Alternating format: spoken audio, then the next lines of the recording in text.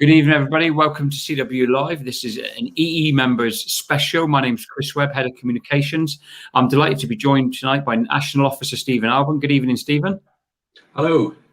I've also got with me Dave T from our Telecom and Financial Services Executive, who is the National Chair of the EE team. Good evening, Dave. You're on mute, so I'll skip over you saying hello back to me. Also on mute at the minute, we've got Mel Wilson and we've got Gemma from the National EE team. So welcome to you both.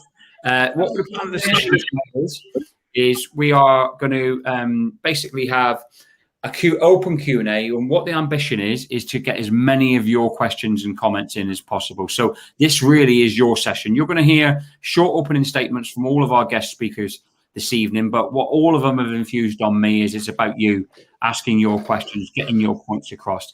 I'm absolutely delighted that I can already see we've got 800 plus people online, so that's fantastic. You can help us so with this session by liking the page, by sharing the link, by tagging your colleagues at work. Let's get to as many people as we possibly can. Also, if you don't work in EE, you work in BT, Openreach, or indeed in the postal constituency, please show your solidarity.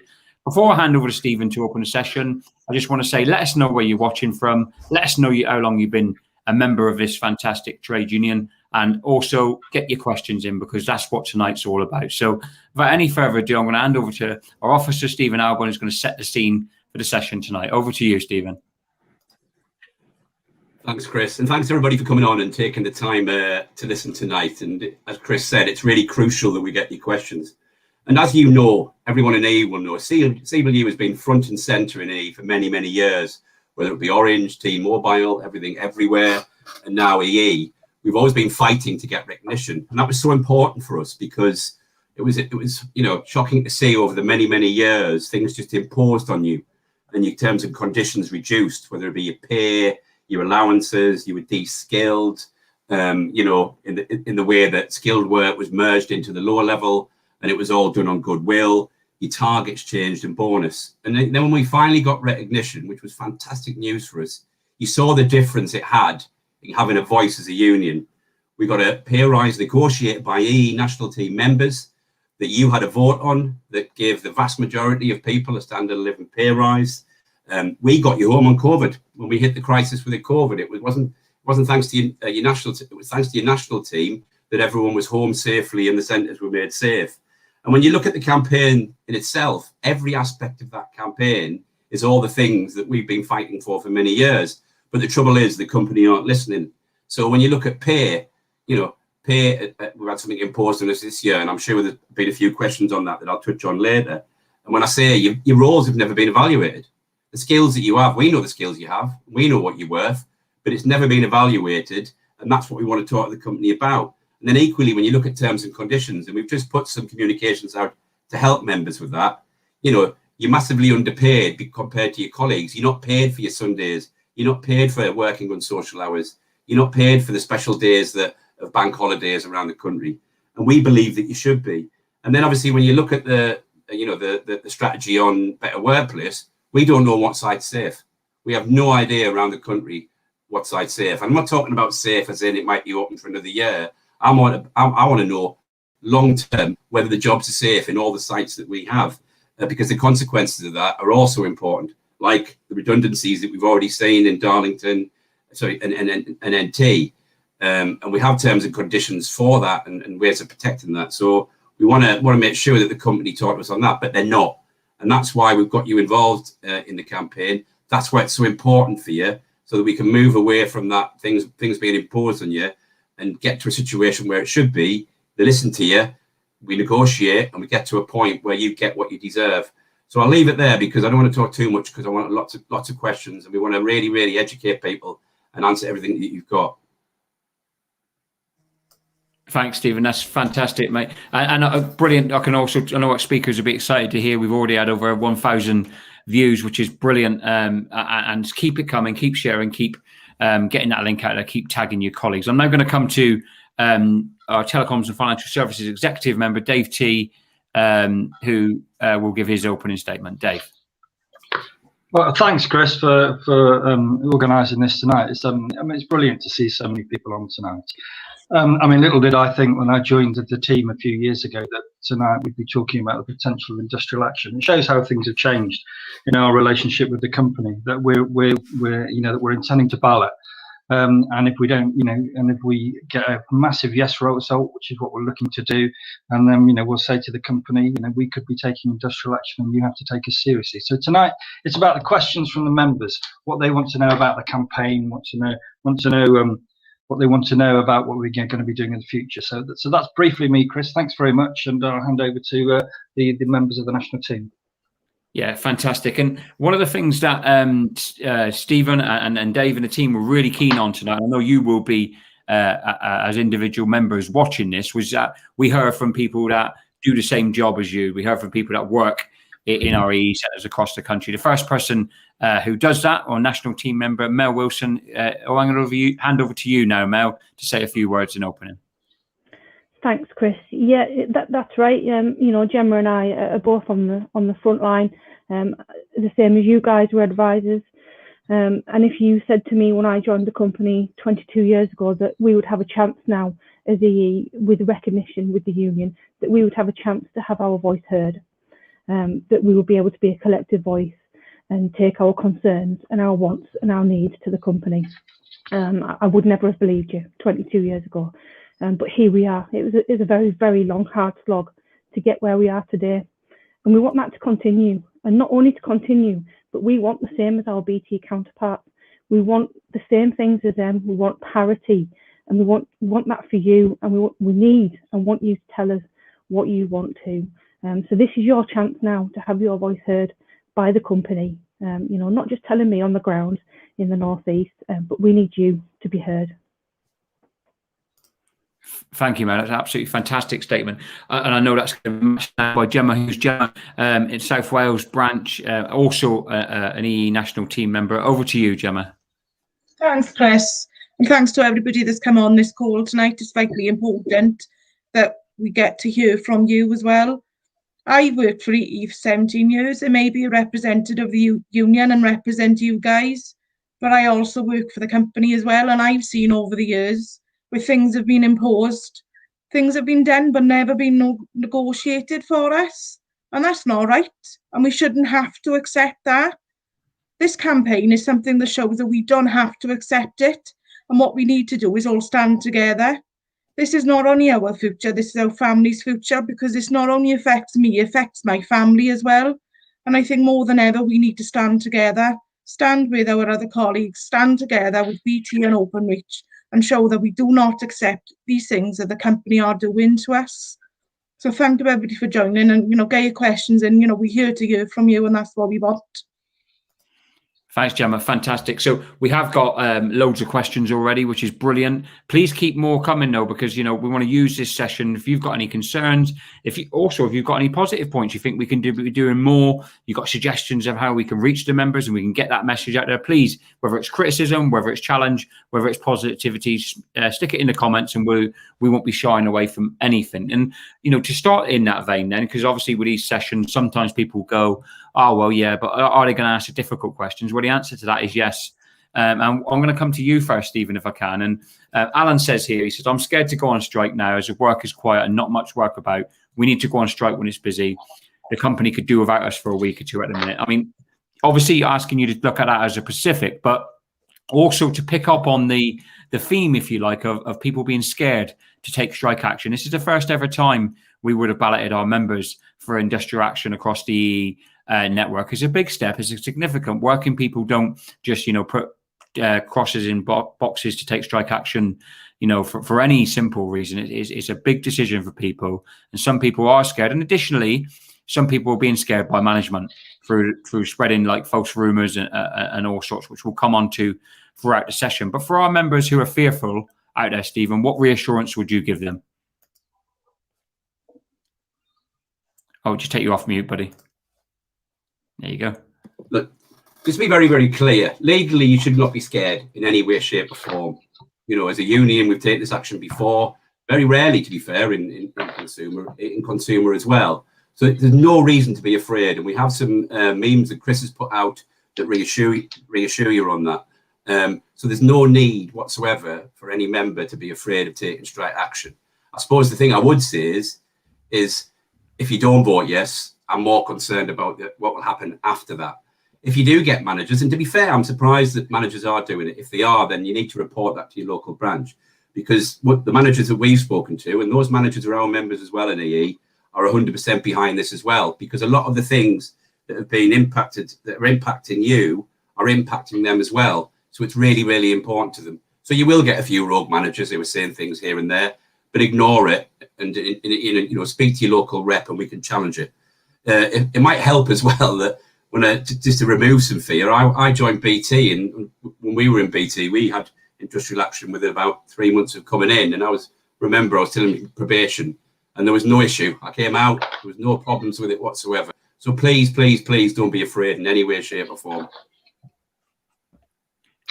Thank you, Stephen. And I actually, just to reiterate, Stephen, this action is lawful industrial action, and all of you as members are protected in law when you're casting your vote, and if you were to come to it when you're taking industrial action. Dave, I'm going to come to you next if I can, like a sort of a follow on, but in amongst that rumour mill, if you like, there was an announcement from the CEO of BT Group, Philip Jansen, that the company were looking to make a payment to all members right across the company, and there's been a sort of accusation, if you like, that payment isn't going to come out because and that payment isn't going to go to our members because of the union, and the union's the reason we're not getting a pay rise this year. What would you say to our members on that one? Well, I'd say, Chris, is we're absolutely not opposed to our members being rewarded for having worked through the COVID pandemic. Absolutely not. I mean, we think they're worth it. They should have it. But £1,000, which is, after tax and national insurance, is far less than £1,000. £1,000 is the headline figure. But the truth is, of course, that doesn't protect your earnings. It doesn't protect your overtime. It doesn't protect all sorts of things. And it means that your pay in real terms gets worse. As inflation continues, your pay gets worse. And we're absolutely not opposed to the £1,000, absolutely not. But what we're determined to do is to actually pursue BT relentlessly for a pay rise to protect your standard of living. Because the £1,000 after tax doesn't do that, absolutely doesn't do that. So if members are being told that we're blocking the £1,000, that is absolutely and categorically not true. Thanks, Chris. I hope that makes that very clear. Yeah, and I think, Dave, members will appreciate you just getting to the point there and just dismissing it, and that's the sort of and I think the tone set by Stephen and Dave here is that we want to get as many questions in from you as possible. We're also just giving it to you straight in terms of our answers. Stephen, you wanted to come back in on that one? Yeah, just to add to it, but again, it's that thing about it's being imposed. When you got your recognition, your national team were invited to negotiations. To negotiate a standard of living pay rise, exactly like Chris says. But this is a change in approach. This has been imposed. And in my and the Dave opinion and the national teams, this isn't a pay rise. This is a bung. And the reason they've done it is because of the pressure you've put them under. Because of the pressure and the fear they know that you're going to stand up for yourself. That's why they've done it. They haven't done it out of their own goodwill. They've done it because of the pressure that you put them under. Just another thing as well in the pay deal as well, because our lowest paid workers have been given a pay rise to 19,011. Just to say on that, right, the only reason the company are doing that is because the real living wage has gone up, and they were too far away from it. Because they were paying you so little, they were too far away from the real living wage. So, for all those younger workers, we want more than that for you, because we know what you deserve. Thanks, Stephen. That's fantastic. So I'm going to bring, as I said, back in Mel and Gemma now, people who do the same job as you, who understand what you're going through, understand the thought processes that you're undertaking at the minute. If you support the union and you like what you're hearing from the panel tonight, just simply put "count me in the comment box, and we'll share the best of those on the screen as our panel go through their answers to the questions. I'm going to come to Mel next, if I can, Mel, and ask you a little bit about, obviously, you're on the ground, you're speaking to colleagues, you're engaging about the dispute. I want to know, how those conversations are going from your perspective, but also if I'm a member tuning in tonight and I'm thinking, yeah, I get it, I know what, we need to win this ballot. What more can a member do? How can they help us spread the word? How can they help us win this fight with EE? Thanks, Chris. I mean, you know, from speaking to people on the ground, obviously I, as a national team member, I look after not only Darlington, which is where I'm based, but also in Doxford and North Tyneside too.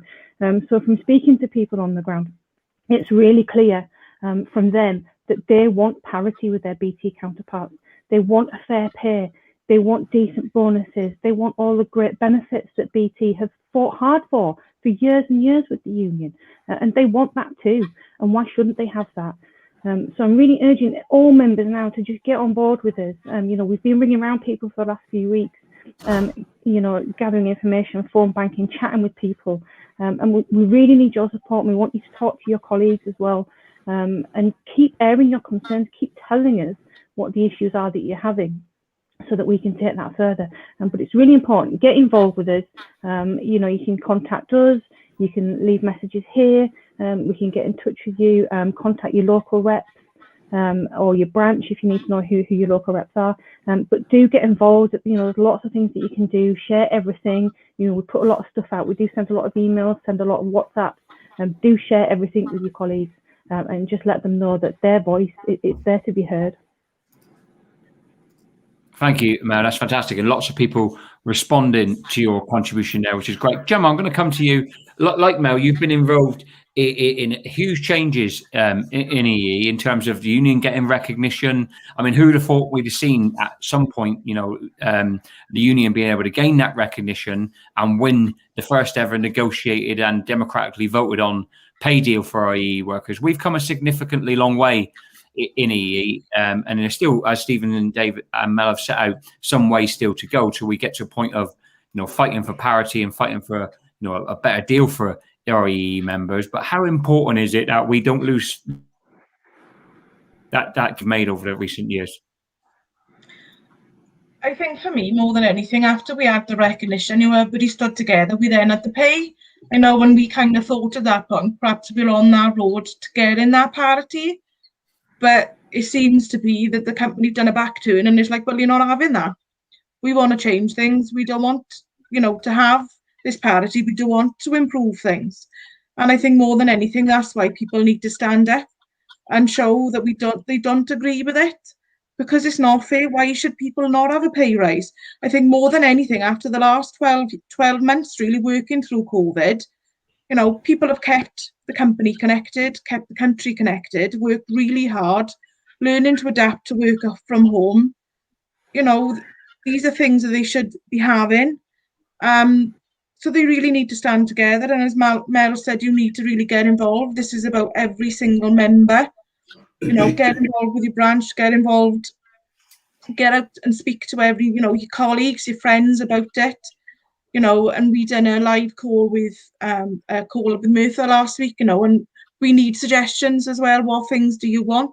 I come out to that was they wanted a forum, which I'm looking to set up for Merthyr, you know, and I'm on the ground speaking to them and I can see how hard people are working and get nothing back for it, which is not right, it's wrong. So, you know, give us suggestions, give us your feedback and get involved. Every single person needs to get involved in this campaign. Thank you, Gemma. And I think what you're saying there is certainly being reflected in the comments from our members. I'm going to pick up on one of them right now with Stephen. So, Stephen, David Ray's saying, we've all worked through the pandemic and we've played a massive part in keeping the country connected. And the business has still made profits. So why aren't getting the pay rise that we think we deserve? And I think, you know, that's a question perhaps for the CEO of BT Group and the head of EE. But Owen, I'm going to put to you tonight, Stephen. Look, I think he makes a really, really good point, though, doesn't he? Because BT haven't massively struggled through this pandemic. Lots of people have needed extra broadband, they've needed extra TV packages to entertain the kids. BT haven't done badly during this pandemic, right? In any way, shape or form. So, you know, we know they can afford a pay rise for a standard of living, because that's what you need. You need to pay your mortgage. You might need to get them, you need to pay bills. You know, it's interesting. I speak to a lot of EE members when they say things like, well, they just we've got to tell all the customers they put the price up in line with inflation, but they won't put our salaries up in line with inflation. So, you know, we know that you deserve it. So, yeah, so he's exactly right. It's what you've been waiting for such a long time. And like everyone said on the call tonight, we've actually got your voice. You've negotiated it, but EE don't like that. EE and BT don't like that. They don't want you to have that voice. They don't want you to have a say. They want to stay where they are, imposing things on you, right? And that's not what you want. So, no, you make a very, very good point, and that's why everything that Gemma and Mel just said is so important. BT and EE have got to know that you will not accept it. If you show your strength now, that's really, really going to improve the ability of the national team to make a difference and get parity for you. Thank you, Stephen. That's fantastic. Dave, I'm going to come to you. Philip Hansen, I don't know if this is actually Philip Jansen, maybe trying to make a point, but Philip Hansen is saying, it makes a really sound point, actually, Philip. He's saying senior management on six-figure deals want you on minimum pay and conditions. And I want to make and put to you, Dave, if I can, is like, we got Mel on this call, we got Jim on this call, direct representatives of the people, of our EE members, and what we're basically saying here, I think, is like, are you going to listen to Mel and Gemma, people who walk in your shoes, people who understand the issues you're facing? Or are you going to listen to people who don't understand your issues and people who, whilst you're on lower terms and conditions, are paid massive sort of above industry standard wages? What would you say to that, Dave? Well, I think, Chris, I think tonight, if it shows anything, it's our job to make EE and BT listen to us. I mean, because Phil's absolutely right about the CEO of BT. I mean, he's a millionaire, a multi-millionaire, and he's lecturing people about having a pay rise. When I think the pay rise for Philip Jansen is the last thing he thinks about when he goes to bed at night. Whereas our members, who some of who are paid barely above the real living wage, they do worry about what they're getting paid. They do worry about how they're going to pay their rent, and they worry about how they're going to pay their mortgages. So I think from our point of view, it's our job, Chris, and it's the members' job to make them listen. And I know that if we get together, and Gemma's talked about this, if we all get together, if we all stand, they will have no choice but to listen. And BT can afford to pay a decent pay rise to its staff. It can definitely do it. It can definitely afford it. And our battle ahead is to get them to recognise that the £1,000 is not enough. The pay rise that they've given to the lower paid workers is not enough. It doesn't meet the living standards that members working for a blue chip company should be expected to be paid, because they're not being paid enough. And it's scandalous when Philip Jansen, as I say, a multi-millionaire, is preaching to people about pay rises, because I'm sure he doesn't worry about who pays the bills at the end of the day. Thanks, Chris. Thanks, Dave. Fantastic. We've got a few good solidarity messages to read out. We've got one here that says, BT worker, full support from all of us. Do not for a second think BT workers get a great bonus. This is absolutely false information unless you consider £0 to £50 a great deal. We've also got Winston, who is saying the CW will not be silent. Solidarity with all the members from the GLC branch, and lots of really good solidarity messages coming into us. I'm going to put this next question to Mel and to Gemma. So, Gemma, you'll get a bit longer to think about your answer. Oh, sorry, Mel, you're going to come straight in right now, which is, as a H3 myself, I have no pay rise for several years now. Every bill goes up, even my EE bills, and yet I am effectively getting pay cuts. Time for change, count me in. But I suppose that's sort of a point from one of our EE members. But my sort of question to both of you really is like, do you see this as a, just as it was when we got recognition in EE, is this a massive moment in the future of the company? Is this like a moment that if we don't get it right, will pass us by? How important is this for us tonight and over the next few weeks before the ballot papers land? Emphasise how critical it is for EE members to back the Count Me In campaign, vote yes when the ballot paper lands. Over to you, Mel. Thanks, Chris. And that's a great question. And actually, it's one of the things that hits EE advisors really, really hard is their grading and tenure. So for years and years and years, we have historically had, when we've had a pay rise, let's be honest, it's not always been every year. When we've had a pay rise, it's been performance related. And that has been performance related and based on your grade. Now, if we think back, even way back when we were Orange T-Mobile, we've never had those grades re-evaluated. We've been labelled as a grade, be it a H1, an H2 and H3. And we've stuck at that grade, whether or not our jobs have changed. And that is a real problem and a real big issue, and which is where some of the problems with pay stems from. Now we need to have those grades reevaluated. We need to have jobs reevaluated, regraded, and graded properly. And this is, one of the reasons for the campaign is to do this. It happens in BT where you get regraded and grades are actually looked at, but this has never ever been done in EE, as far back as I can remember. So it's really important that we do that. We were lucky that we moved away last year. We managed to negotiate and move away from performance-related pay, and it saw a pay rise for everybody regardless of performance, which was great. But we can do better, much better. Thank you, and I think everyone would agree with that. Gemma, how important is this moment in time for our members in EE? It's vitally important. I think it's actually our only opportunity. And if we do not take this opportunity, where do we stand in the future? Because if we don't stand now, EE is when, in my eyes, because if they think, oh, well, you're not going to vote, you're not going to, stand and say you don't agree with what they're doing, we've lost our opportunity, we've lost our voice.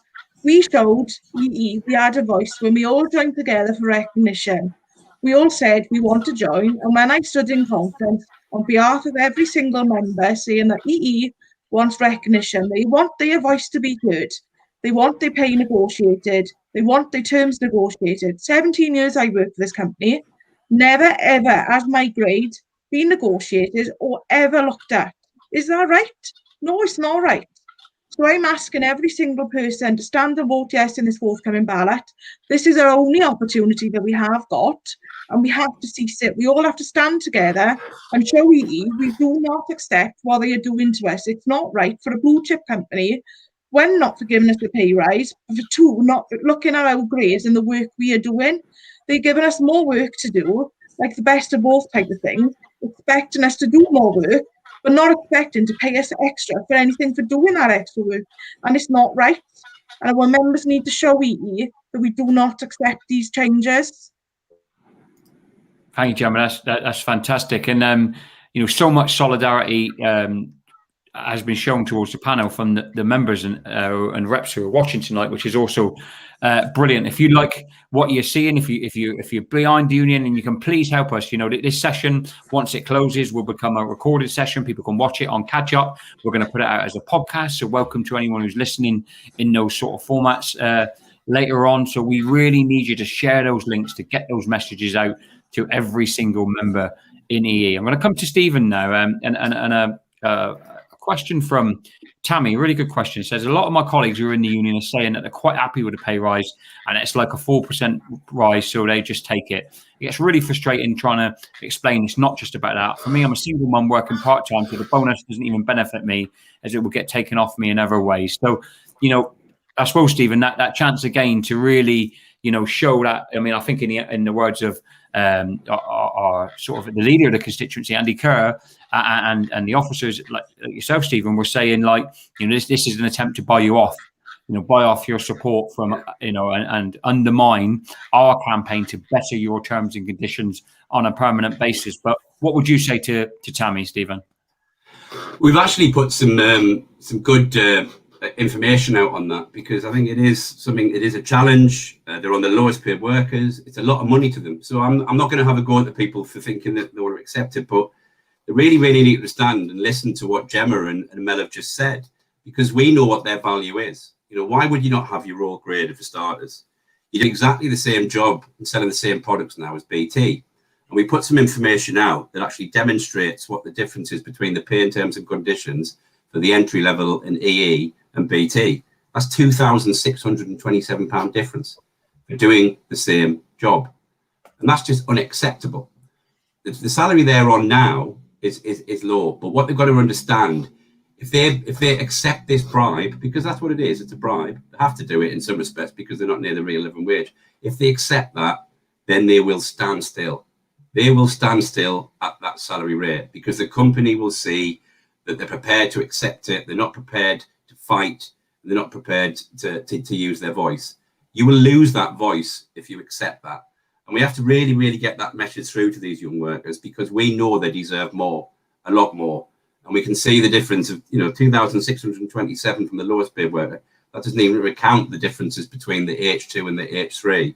So we know what the value is. And like Mel and Gemma have put it really, really well. You might accept that 4%, right? But you will stand still if you do. Well, they're going to, personally though, I think you're going to get it anyway, but we want more. Thanks, Stephen. That's fantastic. So we've got lots of a few more questions coming in, which I'm going to go through at this point of the session as well. I mean, the support, we've had over 2,000 views. I know Mel and Gemma were a bit nervous about coming online in front of the whole membership, but I have to say, and I think the comments back this up, both of you two, alongside Stephen and Dave, have been absolutely fantastic. So, well done for that. And I think the members definitely appreciate seeing their frontline representatives on the session tonight. So I'm going to come now to Dave and talk about the issue of how we get the message out. So we've got obviously lots more communications coming. We've got home mailings, we've got postcards, we've got a series of text messages, WhatsApps, and a whole host of phone banking and a whole host of communications coming at REE and wider BT and Openreach members in the coming days and weeks. But there is a point that quite a few of our members are working from home or working in more isolated circumstances than they traditionally have been doing. How do we get the message out as far and wide to those people who are perhaps, a little bit more isolated than they would have been, say, this time next year? Dave? Yeah, I mean, that's a good question, Chris. I mean, it's very different to if we were in, I suppose, what you would call a normal dispute. We'd be out there in the call centres talking to members, and that's much harder. I mean, hopefully we're coming out of COVID, but at the moment, of course, many of our members are working from home, and we've managed to achieve that too. I mean, because at the beginning of this, members were BT was and EE were talking about members still working in the offices, and of course we turned that around and we've been able to get them to work from home. But of course that brings its challenges for a union. But one of the things, of course, everybody who's here tonight, everybody on this call can go out and talk to somebody. They'll know somebody. There'll be WhatsApp groups they're in with their colleagues from work, and that's the way we need to spread the word. As a union, we'll do what we do professionally. We'll put stuff out all the time. We'll make sure the issues, or the arguments. We'll supply all of that. But the best people to spread the word are the members. If you talk to each other, because you'll have various groups, you'll see each other from time to time in meetings. It's a perfect time and opportunity to talk to each other and spread the word, because everybody tonight can't speak to every other member. What we need to do is spread it out throughout the membership and get them talking and get them understanding and get them to watch this recording and get them to hear what we've got to say. But ultimately, of course, without getting hold and talking to all those members, we will find it difficult to get a ballot. So we need to get out there, talk to the members, and tell them what we need to deliver a massive yes vote in the ballot that's coming soon. Thanks, Chris. Thank you, Dave. I'm going to come to you now, Mel, if I can, and I want to talk about a little bit more about the journey we've been on, and perhaps take you back to EE pre-CWU days, and what the company was like then, and the sort of gains that the unions made, and also I want to switch us to a more optimistic mode, and let's just obviously fast forward, and we've won this dispute, and we've gained further gains for EE members. What's your ambition as a frontline representative, from a CWU perspective? What would you like to see us gain from this dispute, and what do you think we've already gained from union membership? Mel? Well, I think if we look back over the years, EE is certainly a company that has a lot of tenured staff, and we have a lot of people. I mean, when I started 22 years ago, it was actually Hutchison Telecom that I started with as a sprightly 19-year-old. Seems like a lifetime ago. But back then it was a very, very different culture, and things were imposed on us. And back in the day, actually, it was a really great place to work in that our wages were fantastic. They were really good. But unfortunately, over the years, it never changed. We never got really good pay rises. Some years didn't get any. And that's because we didn't have union recognition, and these things were imposed on us. Benefits were imposed on us. Nothing was ever negotiated with us, and obviously we got recognition, and now we're able to negotiate these things should the company allow us to do that. So I think if we definitely need to go out and we need to deliver this massive yes vote. I mean, you know, we're at the point now where we almost have no option, but we have to vote yes. We have to vote yes. And I think the ambitions for the future would be, obviously, as we spoke about before, is to gain parity with our BT counterparts. We need our jobs regraded. We need to be having, you know, fair pay, a fair structure, and much better pay, and in alignment with our BT counterparts. You know, and especially, you know, we've brought in the best of both. We're now doing some of the same work as our BT colleagues, and vice versa. So why should we not be paid the same as them? So that's the ambition. You know, we would love that, and we can do that. We can do that with your help, and we can do that because you're the membership. You are the union. You know, I'm not the union. You are the union. You need to tell us and the company what it is that you want to gain from this. And I think we can do that. We can all do that together and push this and come out with a massive yes vote. Thank you. I think it's important that when we take away from this session, we take that confidence that Mel's just expressed there. And actually, you know, this isn't just about defending terms and conditions, it's about enhancing your terms and conditions. Gemma, you know, obviously, you know, you've been out and about, you've been meeting the members, you know, obviously they're going to get now their sort of ballot paper. I'm going to come on to talk to Stephen and Dave around, you know, when that might be in a second, because we've had a few questions on that. But when that ballot paper does arrive to our EE members, you know, what should they be thinking at that moment when the paper's in front of them, they got the pen in their hand? What should they be thinking about, and how important is it, one, that they vote yes, but obviously with the anti-union laws, meaning we have to get a 50% minimum turnout in the ballot for it to be a legal ballot. Secondly, how important is that they actually cast their vote and have their democratic say in this ballot? Gemma. Thanks, Chris. I think it's vitally important when our ballot paper lands. I think what we all need to do is have a look, regardless of how long you've worked for the company, have a look to see what's happened in that tenure of the staff, or, you know, what's happened over that time. You know, for me, for example, I get paid by EE. If I look at the 17 years, never had my role graded, never had anything negotiated, always had things imposed. Is that right? It's not. So it's vitally important that you get and speak to your colleagues. When that ballot paper lands, you have to vote yes. We have to do this. We have to stand and use our voice that we have. Because if we don't, we're going to lose our voice. We've showed that we can stand together. When we got recognition in EE, then we had our pay negotiated by the union. First one, and we've done it. We've done it before. We can do it again. But I don't want anybody to worry and think of what's going to go on, because we are all in the same boat. We are all facing the same challenges. So speak to your colleagues, you know, get out to the branch and speak to them about the Count Me In campaign. If you aren't sure anything, come and speak to us, because that's what we're here for. We want to hear from members. You know, we're going to start getting calls from us as well shortly. That's another way we're going to be reaching out. Because of COVID, unfortunately, we aren't on site. We are working from home. So, you know, open that mail, get that ballot paper and deliver a massive yes when that does come through your door, because we do have to hit the threshold. You know, and speak to your colleagues if they aren't in the union, why even get them to join? Because we all have to stand united in this battle. This is our opportunity to show EE that we do not accept the way that they are treating us. It's our opportunity to stand together and deliver a massive yes when that ballot paper lands.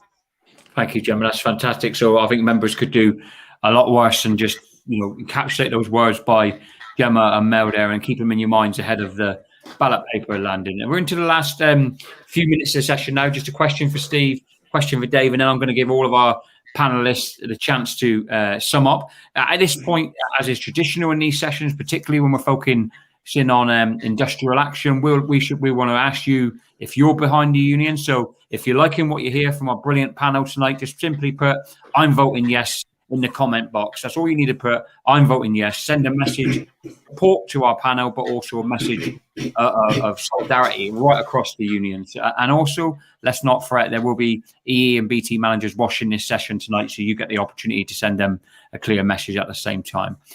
Stephen, one of the final question for you is basically, people talk a lot about not being able to afford to take strike action, but probably talk less about not being able to not afford to take strike action and the risk involved in. So I want to ask you, basically, in your view, what's at stake in this dispute, and is the risk of not voting and not voting yes or not supporting strike action greater in your view than the risk of actually doing those things, Stephen? Yeah, thanks, Chris. What I would say first is the best way to avoid us coming out in industrial action is to vote yes. I think I want to say that first, because let me be clear, we're all united on this, EE, Openreach and BT, and they can't afford, if you vote yes, for us to come out. So I think the best way to get them round the table and then make them listen and leverage some of the things that we want and avoid industrial action would be to vote yes. And there are lots of things we can support people as well with the welfare and through a strike fund. So we would appreciate there's a fear of the cost of that. But the cost is massive for not voting yes. And I think it's been covered by everyone on the panel tonight. It's pay. I remember for the many years I recruited in EE, their pay stood still. I remember when we tried to get recognition and they brought union busters in and promised them the world, and their pay stood still. So we've got real living history of all of this. I've seen EE workers. I know Mel touched on there when Hutchinson Telecom came in. And I remember standing outside there probably when Mel started, and it was difficult to recruit in there because they were paid well. But then over the many, many, many years when they became Orange and T-Mobile and EE, all of that was stripped away. And you can see the difference between, the salary that a new H1 entrant comes in, to see the damage that's being caused by not coming out, and not fighting for this voice that you finally won. So it's absolutely crucial that you do it, because there's a hell of a lot more at stake than not, and like I said, if you are worried about the financial aspect, my view is, and I'm sure Dave shares it and the team share it, the best way to avoid that is to vote yes. That'll send a strong message, and I believe that will enable us to get leverage to try and improve things within EE. So yeah, I think it's absolutely crucial, Chris. Thank you, Stephen. Dave, I'm going to bring you in for the final question before I invite the panel to come up with their closing thoughts. And it's been asked by lots of people on the session tonight. And I know sometimes there's questions, how long's a bit of string? And I think, obviously our members will understand we're jumping through lots of legal hoops to get everything right. But there's quite a few people, Dave, asking for your view or our view. And I'm going to put the question to you on when the strike ballot may take place, Dave. Okay, Chris. Well, I mean, you're absolutely right. There are legal hurdles we have to go through. And the branches and the reps have been making absolutely sure that we comply with the law when we go to a ballot. But in terms of the timetable and when it's going to be, we as an executive will decide when it's the best time to take action and to call a ballot. We are, as you know, negotiating with the company, attempting to negotiate with the company meaningfully to try and resolve this dispute, because clearly the strike action is a last resort. It's not something we want to use, but at this moment in time, the negotiations with the company are forcing us further and further down the road to us holding a ballot. We've made it clear we intend to hold a ballot, and if the company doesn't negotiate with us meaningfully, which currently they're not, we're not making enough headway, and we'll be left with no option. So Chris, you're right. How long is a piece of string? I think the piece of string is a lot shorter than it was, would be my answer. I can't tell you how long it is, but I have to say, because it's not me, it's the executive who decides when this takes place. But I would say, don't hold your breath. I don't think it's going to be long now. Thanks, Chris. Thanks, Dave. That's fantastic. So all I need to do now, before sort of a closing messages, is ask our panel to sum up. So, I think it's right before I do that to say I've really enjoyed the company and the comments of all four of our brilliant panelists tonight. So if you have, then please, recognise that in the comments, because it goes a long way. I'm going to ask every single one of our panelists now to just give us a minute or so, or less, if you might want to just say a few words. Just to sum it up, starting with yourself. Over to you, Mel. Yeah, thanks, Chris. Look, this has been really useful for EE members, I hope, and hopefully we can have more of these sessions, because it's really important to everybody that you are involved in this process and that it's your voices that are heard. It's a really unique time for EE members. you know, the likes of me, Gemma, and on all our other reps across up and down the country, we spend day in, day out listening to your concerns and taking them to the national team. But now it's your turn to let your own voice be heard by the company. This is time for you to take action and let the company know that you will not stand by and watch this race to the bottom. We need you to be counted in. So let's deliver a massive yes vote to the company and let them know that we will make a stand. We are all the union, and you can definitely count me in. Fantastic. Thank you. Now, Gemma, I'm going to ask you for your closing thoughts, if I can. You're just muted, mate. You're on mute, mate. Sorry, that's one normal thing we end up doing. Yeah. So firstly, thank you for everybody coming on this call tonight. As Mel said, it's vitally important that every single member gets involved. This affects every single member within the union. We have to deliver a massive yes when that ballot paper lands. So please speak to your colleagues about it. Get group chats, anything like that, and get the message spread. Get involved, because we need to have every single person involved in this campaign.